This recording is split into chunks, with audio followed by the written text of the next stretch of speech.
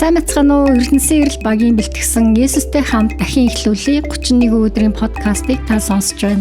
Өдөр бүр ердөө 2-3 минутыг их эзэнтэйгээ хамт өнгөрүүлэхэд бид энд танд туслах болно.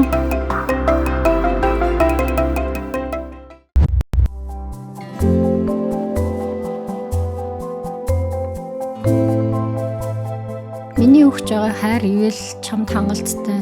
Учир нь хүний хүч чадал мөхсдөл миний хүч чадал бүрэн харагдах болно. 2-р Коринф 12-р бүлгийн 9. Та ядарсан үедээ мөнхийн эзэнтэй хамгийн ойр байж чаддгүй.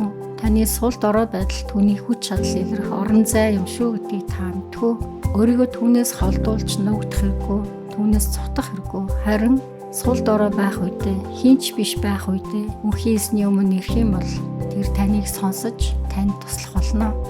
За ингээд ертөнцийнхэнтэй яри. Мөнхийн эзэн минь бидний сул дорой байхад та хүч чадлаа харуулж, тэр хүч чадлыг тань харж, танд итгэж найдах найдварыг та бидэндээ өгөөч эзэн минь.